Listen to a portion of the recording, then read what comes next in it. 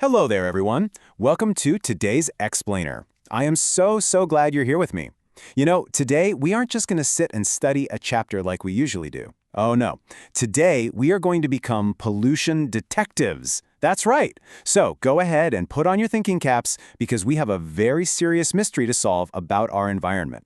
Come on, let's dive right into this investigation together. Right off the bat, I want you to just close your eyes for a quick second and imagine something for me. Imagine waking up one morning, looking out of your window, and finding that the air is heavy and really difficult to breathe. You walk down to the nearby river and it's completely dirty. There's garbage thrown all over the land, and these incredibly loud, harsh noises are just everywhere. Now open your eyes. Would life be comfortable for you and your family in a world like that? Take a moment to genuinely think about it. The answer, of course, is absolutely not. So let's find out exactly why this happens and, more importantly, how we can stop it. Just take a look at the story of a place called Raiganj. Think about what it looked like way back in 1974. It was beautiful, right? So green, so clean. But fast forward 50 years, and what happened? Well, over those 50 years, factories started releasing thick smoke into the sky, and mountains of garbage were just dumped right into the water and onto the roads. Slowly but surely, a beautiful environment became dirty and sick. And well, this is exactly the crime our detectives need to investigate today. To keep us on track, here is our detective's notepad for today. First, we'll figure out exactly what pollution is. Then we are going to investigate our four main suspects: air, water, land, and noise pollution. Finally, we'll look at some real-life case files to wrap everything up. Okay, step one. Let's get our definition straight. What exactly is pollution? Let's learn three very important words. The first one is environment. Now, environment simply means our surroundings, literally everything around us, like the trees, the soil, the air we breathe. The second word is pollution. Pollution happens when we make our land, air, or water dirty and totally unsafe for living things. And our third word is pollutants. Pollutants are the actual things doing the bad work. They're the villains of our story. Think of the household garbage people toss on the street, or the nasty chemical waste flowing out of a factory. Those are the pollutants. But tell me, do you think clean, sparkling water can become polluted? Oh, it certainly can if we aren't careful. Now let's go investigate each type of pollution like the real detectives we are. Now that we have our definitions down, let's track down our very first suspect: air pollution.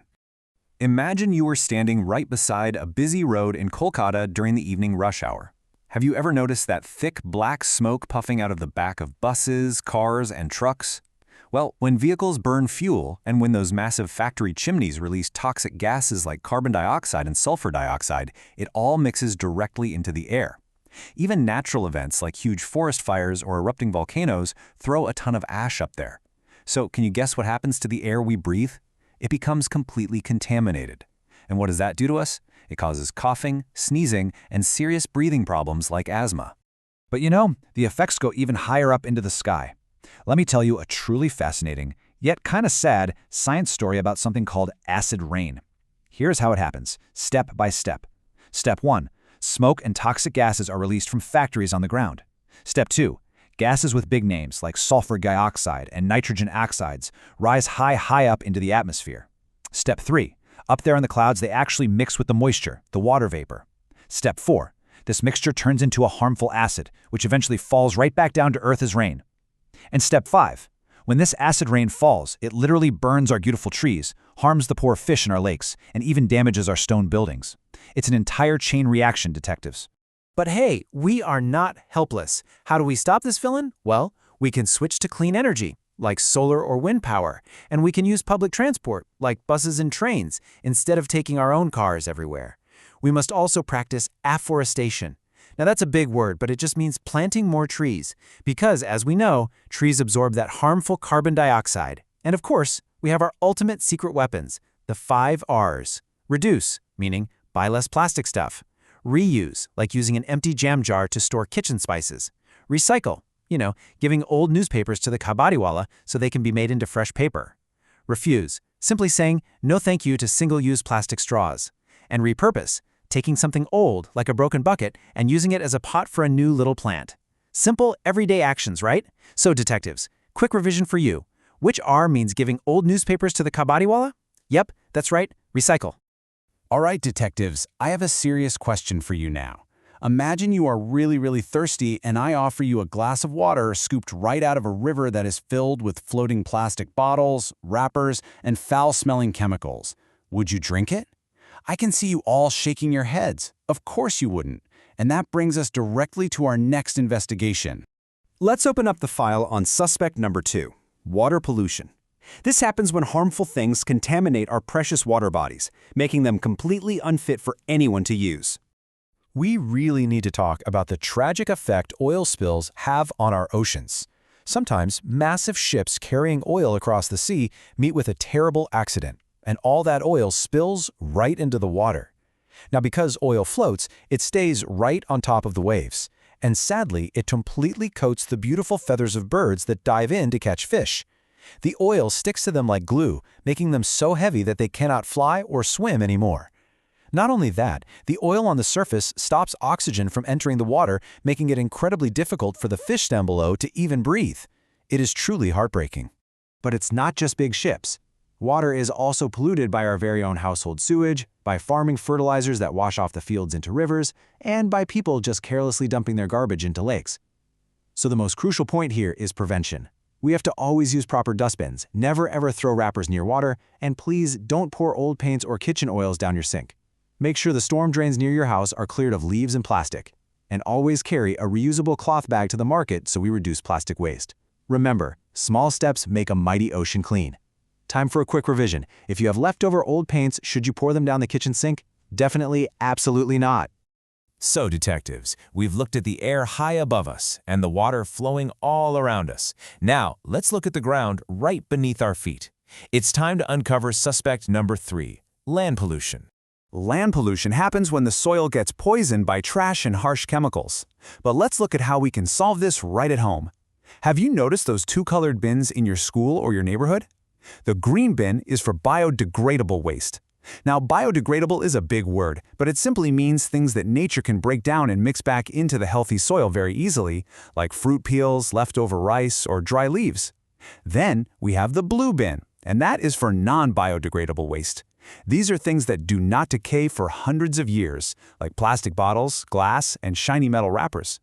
Separating our waste, which we call waste segregation, is the very first step to saving our land. Because think about it, when we don't segregate our waste, or when big industries dump raw chemical waste, or when we cut down way too many trees, which, by the way, is called deforestation, the land suffers terribly. Excessive mining digs these massive holes and leaves toxic metals behind. And when farmers use too many chemical sprays, it contaminates the topsoil. So what happens then? Well, the plants cannot get the healthy nutrients they need, so they grow sick. The animals that live on the land lose their homes and end up eating toxic things. And eventually, it affects our human health too, because the food we eat grows in that exact same soil.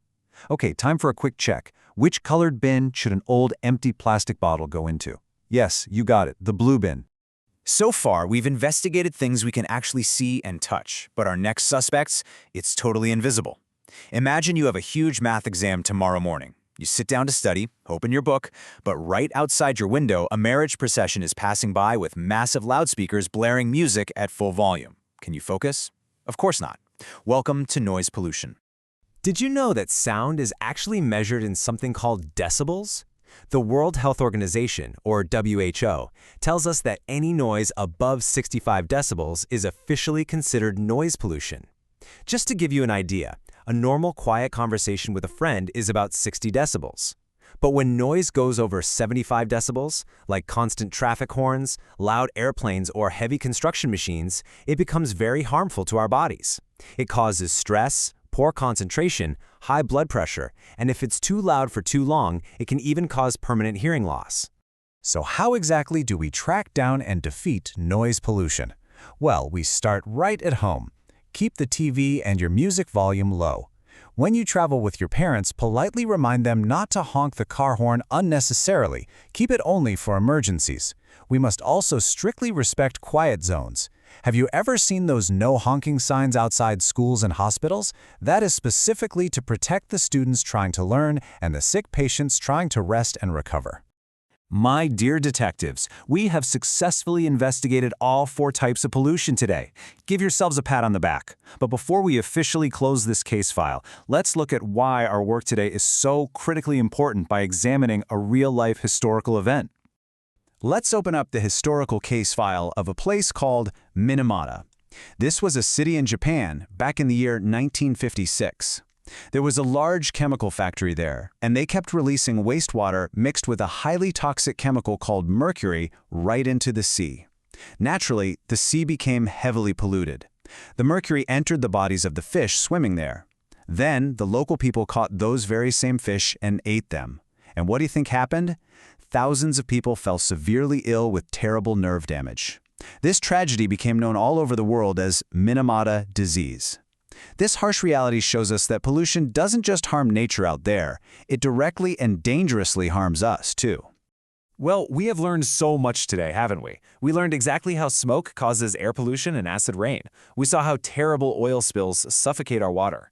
We understood the everyday magic of the green and blue bins for our land, and we learned why we need to quiet down to stop noise pollution. Detectives, the investigation phase is complete, but the real work, that starts right now. The case is entirely in your hands. What small step will you take today to protect our beautiful environment? Maybe you'll plant a little tree, or maybe you'll finally say no to that plastic bag at the store. Really think about it. Thank you so much for joining me in this explainer today. Class is dismissed. Now go out there and save the world.